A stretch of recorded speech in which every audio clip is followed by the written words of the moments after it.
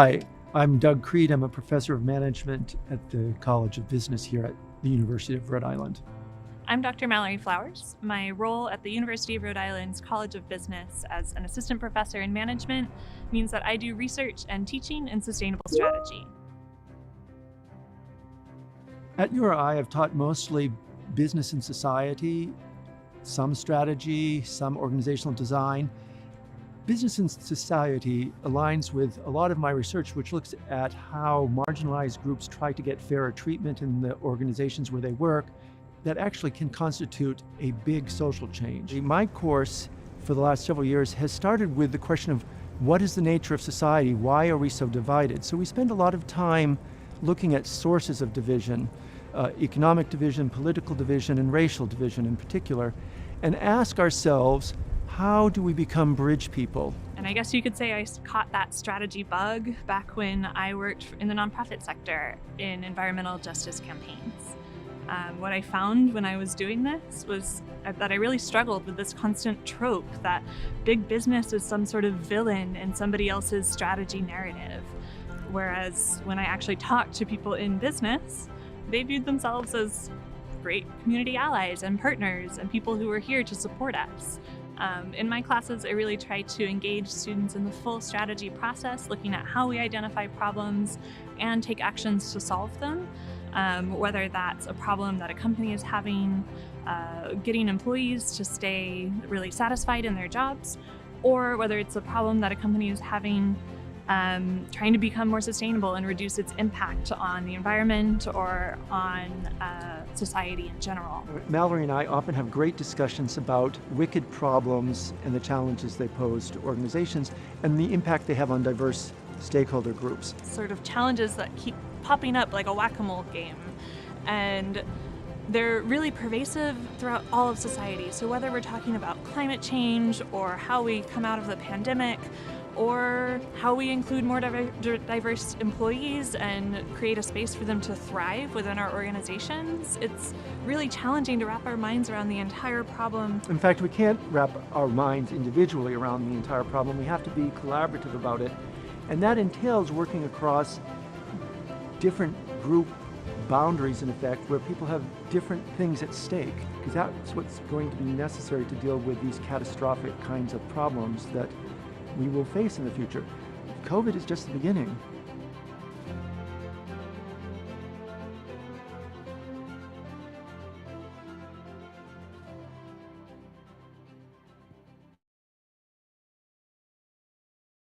Hello, everyone. Thank you so much for joining us. My name is Karen Lapointe, and on behalf of the URI Foundation and Alumni Engagement, I welcome you to our program today. We're very happy to present the third and final presentation in our Fall Faculty Office Hours series. This semester, we have partnered with the College of Business in honor of their 100th anniversary to present a series called The Future of Work. Today, we welcome Doug Creed and Mallory Flowers, management professors in the College of Business, for a panel discussion on the future of business for the greater good. And acting as moderator of the discussion is Dr. Carl Asplund, associate professor and chair of the Department of Textiles, Fashion Merchandising, and Design. Dr. Asplund is an anthropologist with an art and design background whose research interests are directed toward the role of apparel and design in the creation of personal, ethnic, and national identity. Environmental concerns, especially in how the design community needs to contribute to environmental sustainability, are also an increasing area of interest and focus. If you have questions for our panelists today, please post them in the Q&A section on your screens, and we'll do our best to get to as many questions as we can. And just a quick note, today's program is being recorded. In a few days, you'll receive an email with a link to the recording, along with recommended resources for further reading. And you'll also be receiving a very brief survey from us, and we do welcome your feedback. Now, I'd like to invite Dr. Asplund to introduce Professors Creed and Flowers. Thank you so much, Karen. Welcome, everybody. I'm very happy to be here. I'm glad you could join us, and I'm glad to see how many people have signed up, and I'm especially glad to see the students here. But today I'm joined by my good colleagues, Doug Creed and Mallory Flowers. Doug Creed is a professor of management in the College of Business, where he teaches courses on business and society, strategy, organizational theory and design, and social entrepreneurship and innovation. Most of his research has looked at issues of workplace diversity and organizational change processes for greater inclusion and equity.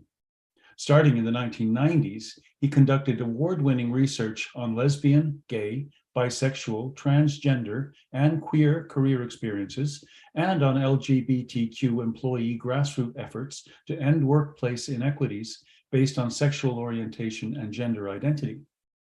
His current research focuses on two areas. One concerns the challenges associated with multi-stakeholder collaboration across societal fault lines in addressing city resilience challenges. The second concerns organizing for collective action in the midst of crisis and radical disruption, using the case of grassroots recovery and social change organization in post-blast Beirut, Lebanon. And by the way, you can Google Doug Creed and see his TEDx talk on exactly that topic, which is quite fascinating. Now, Dr. Mallory Flowers is an assistant professor of management at the College of Business, where her teaching focuses in strategy. Her research explores private governance at the intersect of business, policy, and technology. She studied corporate sustainability and social responsibility in real estate, finance, and global commodities trades. Prior to URI, Mallory held a postdoctoral research faculty position in the Rotterdam School of Management at Erasmus University in the Netherlands. She completed her PhD in public policy at Georgia Tech. Her doctoral dissertation on green certification practices was funded in part by the National Science Foundation and was awarded Best Dissertation in 2017 by the Association for Public Policy Analysis and Management, the flagship organization for policy research in the USA. Now, I would like to invite Dr. Creed and Dr. Flowers to join me on screen for today's panel discussion. Doug, Mallory? Thank you very much. Happy to be here. Hello, thank you very much and welcome to our listeners. Very good to see you both. Thank you for being here today. Now, before we dive into a more conversational mode of panelist presentation, I'd like each of you to tell us a little bit about your research, what you're up to these days, and how what you've been working on brought you to this place where you can talk about business and the common good, as it were. And Mallory, let's start with you. Sure. So I think, Carl, you mentioned a little bit already. I've done research on corporate social responsibility, corporate sustainability, and I started out by looking at what it is that companies are willing to do to get certified as a green company. I looked at that in the real estate industry, where companies provide all kinds of environmental amenities to communities in the neighborhoods where they operate. And that could be better lighting for the workers who are spending 8+ hours a day in their offices. It could also be park space and habitat space and all different types of things. And through this work, I've really been exploring what it means to be green and what it means to be a more sustainable business. Today, I'm looking at that in different contexts now. So also looking at how wineries go green and how they adapt to climate change, looking at how sustainable sugarcane production varies around the world, and a few other sectors as well. Very interesting. We'll loop back to that later, I hope. Doug, what are you up to? Well, I think the thing that holds those two different research agendas that you mentioned together is this idea that we face enormous organizational challenges today and in the future because of the kinds of disruptions that will be the consequence of climate change. And so for me, I'm interested in how we organize in such a way that we remain powerful in our agency and hopeful, even though we have dire circumstances before us. Yes, dire circumstances indeed, and we'll certainly hear more about that later. But let me start here, Mallory. You mentioned and I hope I'm not revealing too much by saying that I'm immediately interested in the wineries. You know, a lot of people somehow are, maybe not for the sustainability reasons, but just to sort of ground us in a reality of it, in a day-to-day reality. Tell us a little bit more about what that means for a business like a winery or any food sure. production. So I think what's important to realize is that a winery is sort of viewed as an agricultural product in a lot of ways, but it's typically a family business. And so this is small and medium-sized businesses all around the world who make wine, and they're thinking very long-term. When they plant a grapevine, they're thinking 40, 80, 100 years down the way when they make that decision of what to plant. And so they're really thinking about the future generations who are going to inherit this company. And so it puts them in a really unique position to think in these long-term sustainable senses. And along the way, pick up a lot of questions and ideas about what can be done to reduce the impacts of pesticides, reduce the impacts of our agricultural practices on our communities and on our ecologies around us. And at the same time, they happen to be an industry that's highly impacted by changes in weather. So they're really, really sensitive, sort of a canary in a coal mine for changes in climate change and sort of realizing those impacts very early on. So they might see their quality improve or decline depending on how the weather changes in their specific region. Now, I'm going to segue over to Doug with this in just a second, but Mallory, tell me this though. In the companies that you've looked at, is there a realization of what they're facing? Are they actually turning toward solutions, or what I'm trying to get at here is the sort of balance between action and denialism. What do you see there? I see a lot of anxieties that I see. There's a deep realization that this is something that is impacting their companies. Not a lot of clarity about what exactly should be done, but a huge willingness to experiment, to try new things, to ask for change, and to mobilize at the individual and collective levels. That's going to vary from company to company and place to place, of course. And I can send you the full paper if you're interested. I can also encourage our listeners to check out the Porto Protocol if this is something that's interesting to you. There's a collective initiative among wineries to respond to both mitigating their impact on climate change and adapting to the future. Was that the Porto? Porto, yes, as in from Lisbon. The wine region Portugal. In Portugal. Yeah. Okay. All right. Good. Yes, I think we should all check that out. Now, Doug, given your move over there to the dire future. Oh dear. yes, I know. We're going to go dark here any second. But sort of segueing over from Mallory's point there, is there a generational difference here in perception? Are us old folk here? Should we step aside, do you think? Gee, I don't know that I have any knowledge of systematic inquiry into whether there's a generational difference. There's certainly anecdotal discussion that this generation is angry at prior generations about having to inherit such a disastrous problem. Mm-hmm. There's also, but I think what could be a common ground between the generations would be a concern for the future. That is, there's this concept called generativity, which is a kind of personality trait that speaks to a concern for the well-being of future generations. And I think even if there is some generational division at present, that would be something that could link both these groups. But at the same time, the great concern that I would have about this generation is that they don't feel like it's hopeless, that they instead feel that they have agency and that they can bring about improvement in these situations. So that's one of the things I try to think about and work with students in class, is bolstering their sense that they're agents of change. Now, your mention of the word hope, and you'll forgive me, I hope, for doing this, reminds me of your TEDx talk. Mm-hmm. Can you quickly give us an encapsulated version of the Beirut problem and how that relates to what we're talking about here today? Well, I know that's a sure. big thing to ask.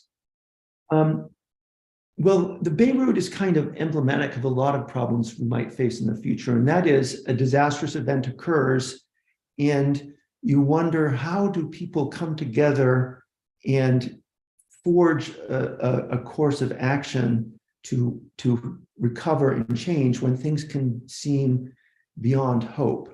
Now, in Lebanon, the disaster has led to a collapse in the currency. Lebanon is essentially a failed state now.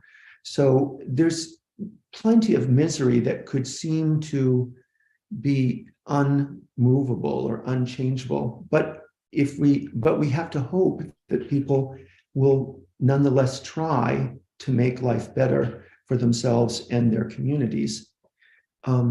So the question that I was wrestling with is, how do you start with the ingredients they had, which was catastrophe and a history of corruption? Notably, sorry if I may, just for the audience who don't quite get where we're going here, there was this enormous explosion in Beirut, a storehouse of fertilizer, I believe. Ammonium nitrate. Yeah, that's blew up and devastated a large part of that community. But anyway, sorry, go on. Well, so put it more simply, I think that we'll be facing all kinds of challenges which could make us feel helpless or make us think that things are hopeless. And that is not where we want to leave our students. Well, quite true. And so we see instances of businesses turning toward more positive action. And one thing, Mallory, that you shared with me in the past days was something that happened in 2019, where there was a statement on the purpose of corporations. I think this might be an interesting thing for our audience. Could you tell us a little bit about that and what it actually, what it means? Sure. Well, I'm not sure I really know what it means. I think that's the big question. But what you're referring to here is the Business Roundtable, a collection of CEOs and leaders from the business world get together and produce some great thinking all together. And in 2019, they released a statement that said that shareholder value is not the only thing that matters. And that's sort of the traditional financial purpose of the firm, right? That shareholder value is what we're here to create. No matter what kind of business we're in, we're under some sort of obligation to create returns for those who invested in us and gave us the capital to make our business happen. What I think they're challenging now is this idea that it's the only thing that matters. And they're moving more towards what we call stakeholders, looking at a broad suite of anyone who is impacted by the range of activities that the business does. And the concern that some people have is that this is a huge shift in what we view as the responsibility of companies. But the exciting and hopeful message here is that some of the negative impacts of business activities can be better accounted for in that stakeholder model, where we do take care of our employees, we do take care of the communities surrounding the farms that are in our supply chains, and we do sort of attend to all of those people impacted, no matter how big or small our business is. And so it's a really exciting time, because that means that not only is it the case that lots of people are thinking about how business can do good, it's also something that's been legitimized in the eyes of business leaders at the very top. So this is no longer in the fringe. You can't chalk this up to hippies in the corner, in the underbelly of society talking about radical change. This is something that's really a mainstream conversation in the business world. How can we achieve something for the better good? How can we take care of all the people that our business impacts? Well, as a representative of former hippies in the corner, I would. We must have just missed each other. Never mind. Yeah, different corners. But Mallory, let me ask you this then. So can you give us a sort of encapsulated definition of what, in this context, we actually mean by the good, by the common good, if we're aiming for that? Well, I can certainly try. I'll be interested in maybe all of your opinions on this as well. But when I think about the greater good, I like to go back to the definition of sustainability. Sustainability is probably something that we could debate the true meaning of as well. But a largely accepted definition of sustainability is the ability to enjoy our life now without sacrificing our ability to enjoy it in the future. So conserving our well-being now and in the future, sort of looking longer term. And when I think about the greater good, I think about that not just in terms of environmental sustainability, but overall societal well-being as well. That would be kind of my way of thinking of it. I don't know if that answers your question, but it's my effort. It certainly raises a few more questions, but Doug, do you want to add to that? Do you want to? Well, Mallory's right about that definition of sustainability, actually sustainable development, saying that we have economic activities today that do not impinge on the capacity of future generations to satisfy their needs. It's a problematic definition, and it doesn't go far enough in many ways, I think, because, of course, while the idea of sustainability has taken hold with many organizations, we actually have a damaged planet, and sustainable development such that we don't impinge on the capacity of future generations actually means we'd have to do more restoration than just satisfying ourselves with sustainability. And so that sounds radical in one sense, but I guess when I think about this greater good, I imagine the kinds of difficulties we've set ourselves up for and what we've set future generations up for, and have to ask, how do we ameliorate those things? How do we actually reduce the risk of suffering? That's, I think, so we want to enhance benefits and the capacity to meet our needs, but we also need to think about the fact that we've created the conditions for suffering and need to somehow address that. That makes me want to ask you about the series roadmap. Right. Could you tell us a little bit about that? Because that to me seems like much like the statement on the purpose of corporations. It seems to me to be an indication that we're trying to get to a place of actually doing things rather than just talking about them, theorizing. Right. Well, Ceres is a not-for-profit based in Boston that initially was focused on environmentally responsible economics. And it has a vision for what we can expect of corporations, or should hold, what our expectations should be, what expectations corporations should be aware of and try to meet. And among those is letting themselves be held accountable for the consequences of their actions. And part of that accountability is learning from stakeholders what has been the material effects of their performance in one way or another. Many of them are, negative externalities that we all are familiar with, like global warming and that kind of thing. So that the key idea, I think, what I think is the most important idea that Ceres says, is that corporations have to create the mechanisms through which they learn about the negative effects of their performance or their practices from the stakeholders who are most affected, and then collaboratively identify the material courses of action for correcting those problems, and report on it transparently so that those stakeholders are in the position to hold the companies accountable for their efforts to correct these problems and to do no more harm. And in doing no more harm, it comes back actually to something. I mean, the students who are here might recognize this if they're in the What is Good Design class, that we've talked about this idea that perhaps designers should have a Hippocratic oath. Start with first do no harm. But this gives me an excuse to swing over to Mallory again, and another thing you shared with me was this notion about employees and their ethics, and how that can be a driver for change or for positive action. And explain to me a little bit about this idea of employees acting ethically if they're actually in contact with what's happening on the ground. I think I'm getting that right.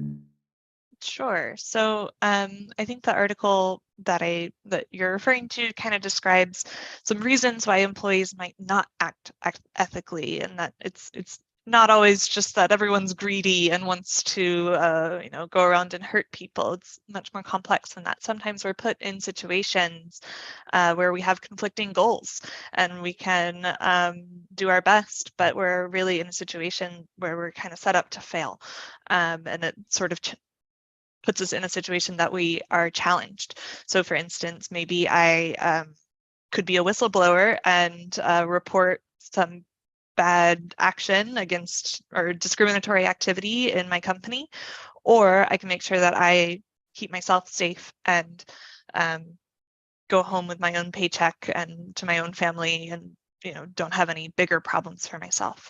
So that puts employees in an unfair position. So the key idea here is that we don't want to set people up for this, but once we do face those dilemmas, we're sort of set up to fail. There's not really a best option here. And I think it's one thing if you're just looking at what one person at what one company is facing, but in general, what we're facing is collections of very challenging problems that we've never faced before. So whether it's discrimination at my own company or systematic discrimination across an entire industry or across the entire world, these are very, very challenging issues to take on, and unfortunately are no longer things we can sweep under the rug. They should never have gone unaddressed, but there's increasing pressure from a variety of stakeholders to fix this, and a belief that we will achieve a better world if we're able to. Doesn't mean that the path to solving the problem is clear, but the need to act is clearer than ever before. Which brings us back to your dire future. Yeah, I'm sorry that I'm the person who dwells on this a lot in classes, but part of it is because I want the students to feel entering, have opened eyes that they can still feel agentic. So kind of one of the things that Mallory was saying put me in mind of a topic that we have in many of my classes, and that's the idea of blind spots and the social forces that allow us to turn a blind eye to certain issues or have established this pattern of not acknowledging how we create negative externalities and that kind of thing. So, and many of the students are really struck by this attention to kind of the mistakes of the mind that we are so prone to, that we don't actually recognize some of these problems and how they interact and how we might address those. So we spend some time. Give me an example of that. To give us an example of how that would work. Of a blind spot? Yeah. Well, I'll give you an example of how the series roadmap would address that. A blind spot might be that we don't recognize a negative externality that we create. We might not be aware of what the experiences of different stakeholders actually are. So the idea of a stakeholder engagement for addressing complex problems is not only just to create the conditions for trust and collaboration, but also to bring to the surface these problems, in a sense, expanding the awareness of all participants to what is the lived experience of these different stakeholders and what kinds of problems are they, and how do we play a role in creating those problems and mitigating those problems. So I as somebody high up, or maybe not even necessarily high up in a corporation, but kind of linked to what Mallory was saying earlier, I might not necessarily be aware of the damage we're doing, or I might choose to ignore it. So the blind spot could be willing or unwilling. It could be individual or social. It could be organizational. There are a variety of forces that create these blind spots. I don't recognize the ecological harm our production is doing halfway across the world, for example. Right. I don't. Well, or you might not recognize that there's gender inequality in your organization. Right. Or Right. That systemic racism actually does affect the capacity of many people to participate fruitfully in the labor market. Now, one thing in the series roadmap, it does point to a more human-centered approach to business. And now that's one of those phrases that has been overused in the past 10, 12, 15 years to the point where we almost don't hear it anymore. Can we bring that to the surface for a second? Can you talk to me a little bit about how that would relate to these blind spots, maybe? Well, I think stakeholder engagement is fundamentally human-centered. It's a relational phenomenon. It's if an organization is going to be effective, it needs to take seriously this idea of creating relationship with stakeholders to learn about where the problems lie. And that kind of joint inquiry is a trust building experience. So I think I would have to say sharing together, looking for the real nature of the problems rather than turning a blind eye to them and trying to address them is at heart a human-centered approach. What do you think, Mallory? Yeah, Mallory, can you show us what that would look like in one of your agriculture? Yeah, I was trying to think of a more concrete example that we could sink our teeth into here, I think, because it's a really interesting point that you're making. And so I'm trying to imagine. Well, I can share one from my research, is that when the gay and lesbian and the GLBTQ employees were trying to get equitable treatment in human resource policies, they could go talk to executive decision makers who had no idea about what the lived experience of discrimination in the workplace was like. So those people, in order to make their case, had to be vulnerable and saying, this is what it's like. So yeah, there are blind spots. I'm sure, in terms of the Me Too movement, a lot of people turned a blind eye to what it's like to be subjected to that kind of abusive treatment. Does that help? Absolutely. No, I think that's very clear. Thank you. And I think it's interesting because it sort of bridges that divide between companies saying that they care more about stakeholders and what that can actually mean from the perspective of the employee who's sitting there and being like, you say you care about stakeholders, and yet why do I feel like I'm not getting a fair shot? Or why do I have to deal with certain treatment or abusive treatment at work? Well, and I think Mallory, this sort of human focus perspective is nice because it helps us tell our stories, and we as people tend to learn wonderfully and beautifully from storytelling, from parables and narratives. And at the same time, it's a huge burden to place on people to speak out and tell their story. And so I find there's a little bit of tension there.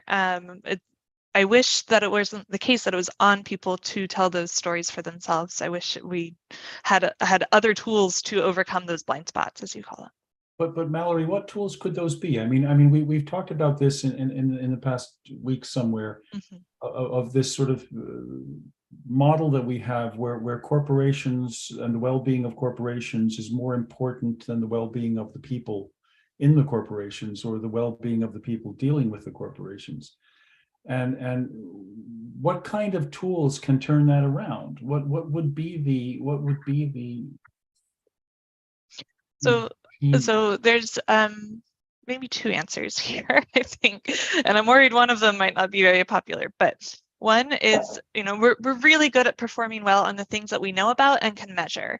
And once we know how to monitor those things, we can employ processes that make sense for our company. So if that's a diversity metric that we can measure and be sure that the number of people that we're at least interviewing is representative of the relevant population, that can be a tool that helps us overcome blind spots where we might not notice. If we can track rates of turnover within a company that makes sure that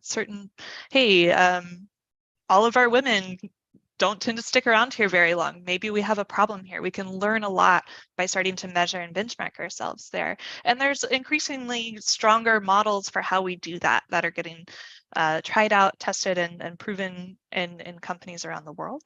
The other answer is, though, when it comes to your point about the well-being of the employees versus the investors versus the stakeholders who are engaging with the companies, is that I'm not of the opinion that the world is a zero-sum game. There's enough to go around, but we do have to share.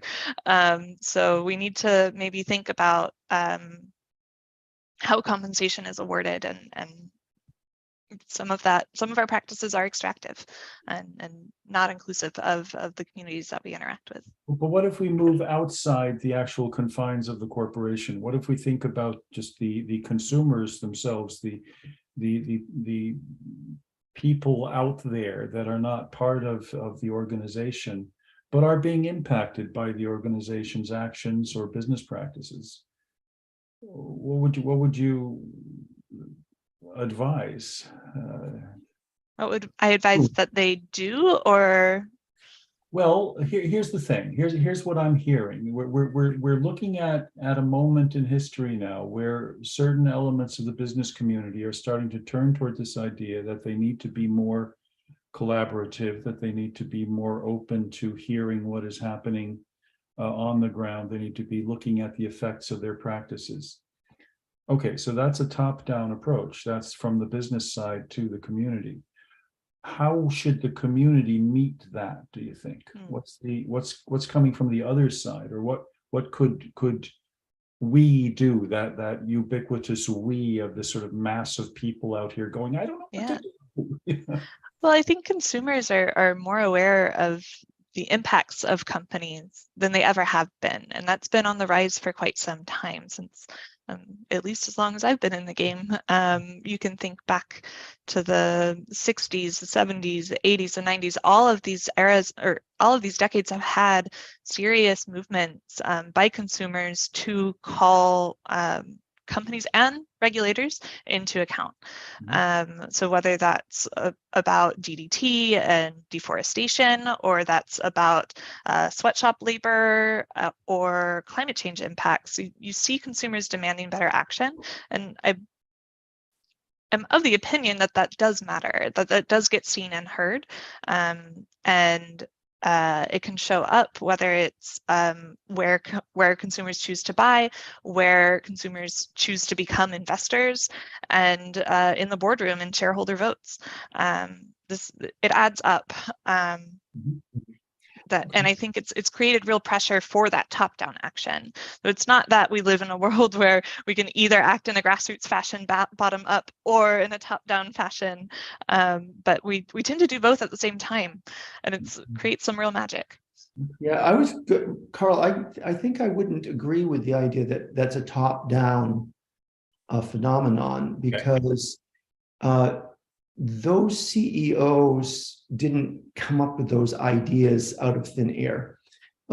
So much of what drives organizational change is that there's pressure brought through social movements or through particular stakeholders, and that can include employees, because employees have complex identities, not simply cogs in the organization. They're parents and people with complex identities and that kind of thing. And they have concerns which don't always get checked at the door.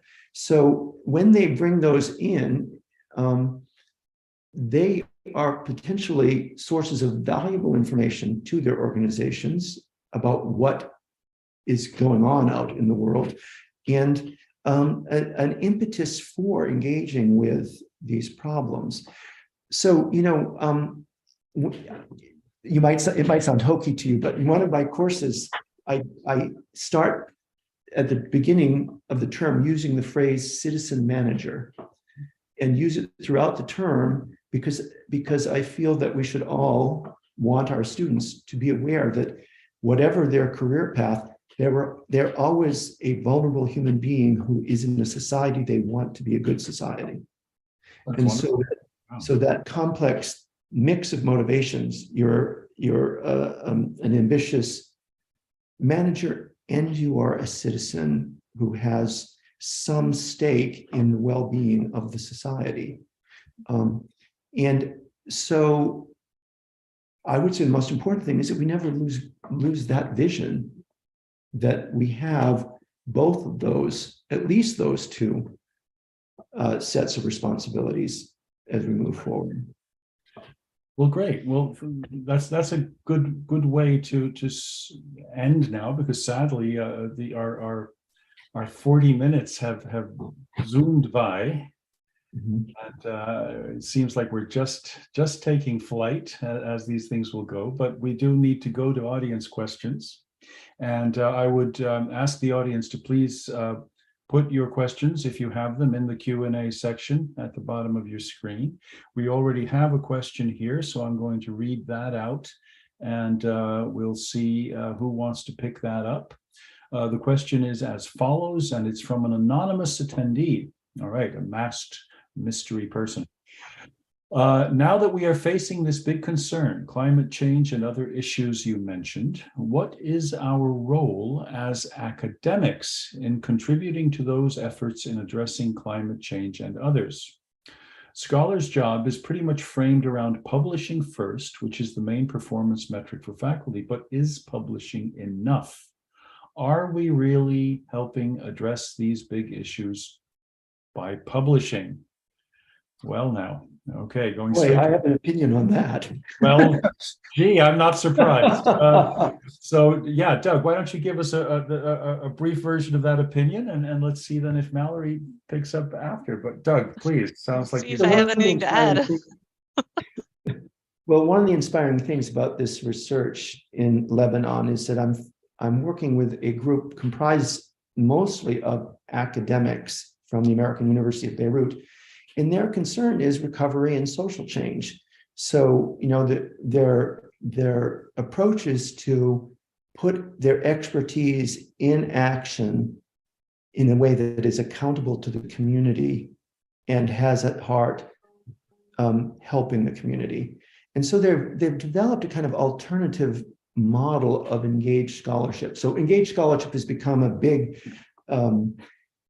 a growing concept. I won't say a big concept, but a growing concept in academia, which is to say we should change the incentive structures that academics face so that it's not just about publishing articles that other academics read, but it's actually about thinking how we do put our expertise in action and service to the well-being of the community. And how might we measure that, do you think? Measure that in terms of what? In terms of tenure or something like that? Well, yeah, if we think if the at the root of this question, and I know actually in the question the word performance metric was used. So you know, if you're using contribution to society as a performance metric, well, not all things of value can be handled through accounting. Mm-hmm. And so before we assume that we have to have specific metrics, I think we need to actually understand the nature of the value of the activity. I don't think that anyone uses accounting to measure their performance as a parent or as a friend. And so we shouldn't. Yes, I hope not too. Yeah. I hope not too. Drove my kid to work 7 days. So if we're thinking about academics as citizens concerned about the community, we're going to have to think about a different currency or a different metric. One of the phrases that arises in the book we use in one of my classes is this notion of God's currency, which is to say it's in the context of sustainability and the value of a tree. And is the value of the tree board feet, or is it something other than that? And so this corporate leader said, we need a different metric. And he came up with this idea that became a catchphrase in his organization as it attempted to, achieve a zero carbon footprint, is we'll think in terms of God's currency. Now, of course, they may have had a shared understanding of a higher being, or who knows, but whether the metaphor the metaphor still works, that there's a way of measuring the value of things that is outside of our common economic metrics. Yes, and I mean, whether you spell God with a large G or a small g, or whether you just think of it as a metaphor, the thought still works, I imagine. Yeah. But Yeah. Mallory, do you want to add to that? And I see where we have a comment here from Jacqueline Laxon. We need citizen academics, and it's an interesting Sure. thought. So Mallory, you want to add to that? I might be on Jacqueline's team with this here, that one part of this question was, is publishing enough? And I think the answer is no, because publishing is only one part of how we are evaluated as professors. I think one of the biggest things that I can do to impact the future of the business for the greater good is to give my students the tools they need to solve problems that we've never seen before, and challenging and developing that capacity to overcome those blind spots, to be willing to take on problems, even though we don't have a template for what its solution should be, even if we don't know if we can make a difference. I think that's all I can aspire to. And that's something that some days maybe I'm good at it, and some days maybe I'm not, but I hope I can get better, because it's in, I think, everyone's best interest if we can collectively grow those skills. But if we do want to focus our contribution around publishing, I think that there's, like you said, lots of ways to benchmark what influence or what currency ideas have. It's an exciting place to be. I think when we choose what to do our research on, sometimes there is pressure. I'm not speaking as a tenure tracker here.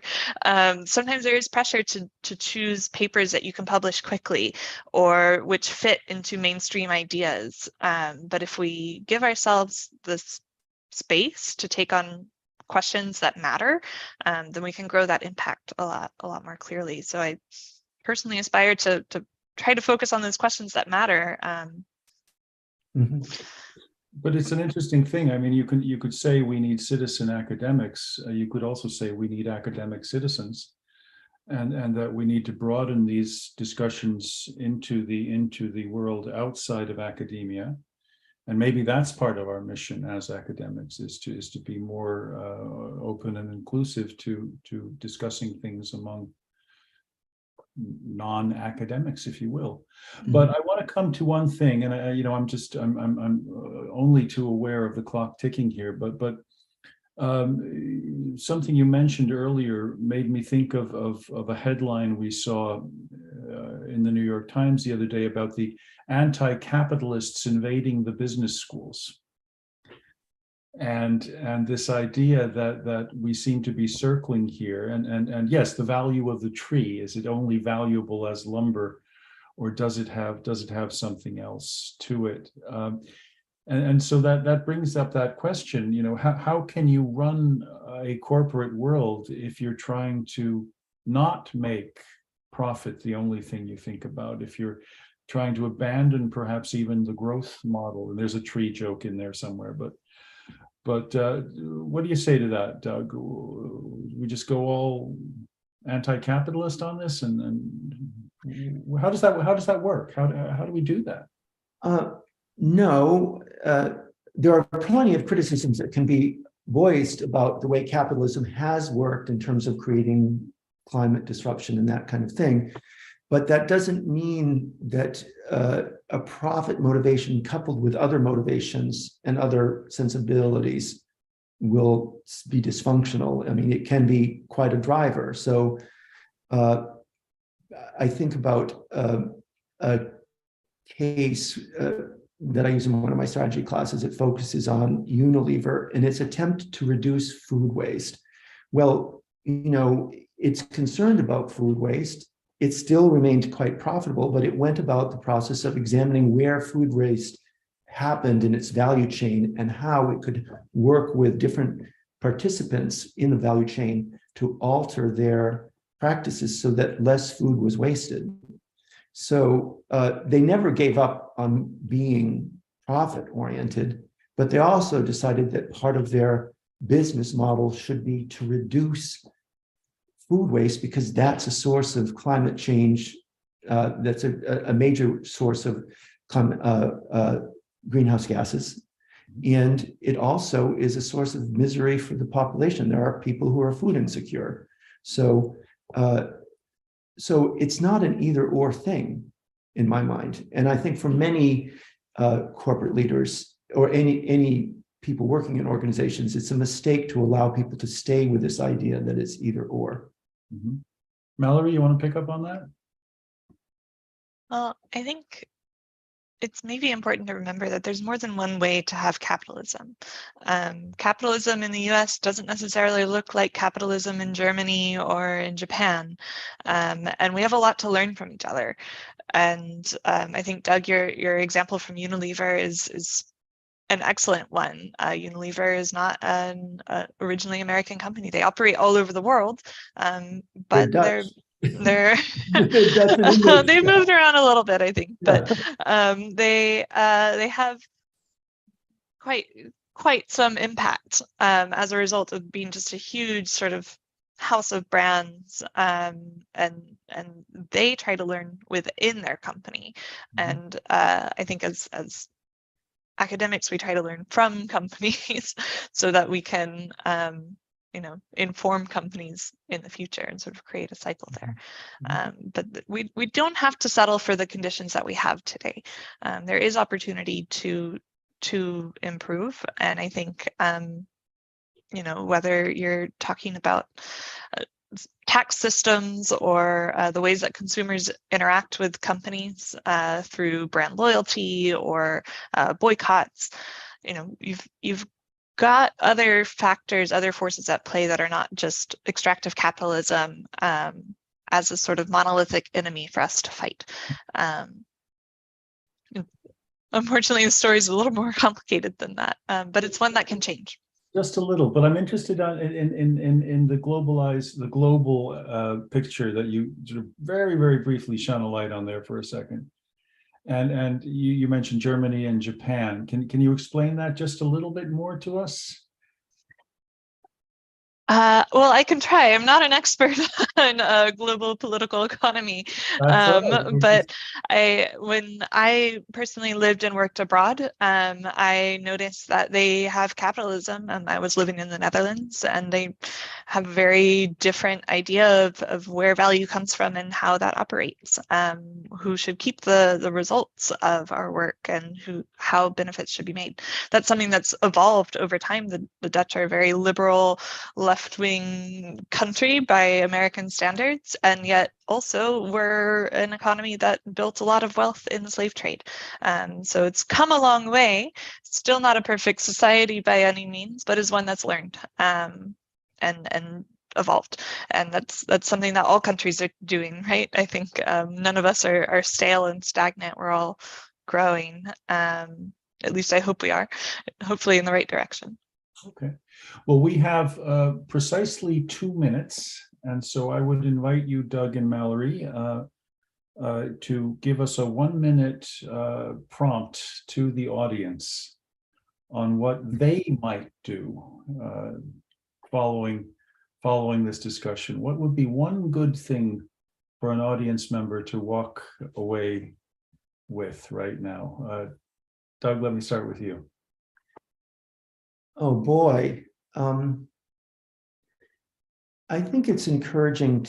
I would like to encourage people to really take seriously this idea of robust stakeholder engagement in an effort to expand your awareness of the consequences of different practices and the lived experience of other stakeholders as a way of approaching problem solving.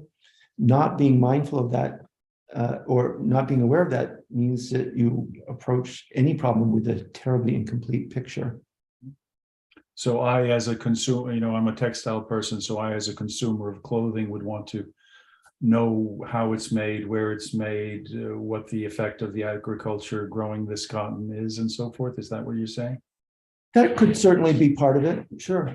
I mean that everything we buy has a very complex backstory. Okay, Mallory, what's your? I think I was thinking of a similar soundbite, Doug, so I feel like I'm cheating a bit here with being like, that's a good idea.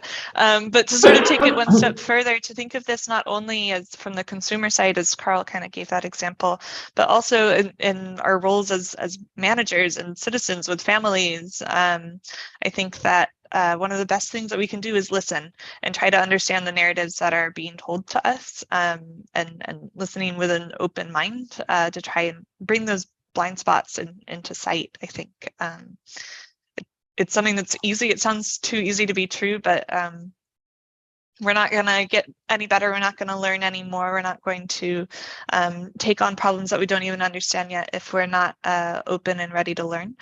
And so I think that it's really easy to just sort of try and get through the day and listen with the intent to respond and just get your job done.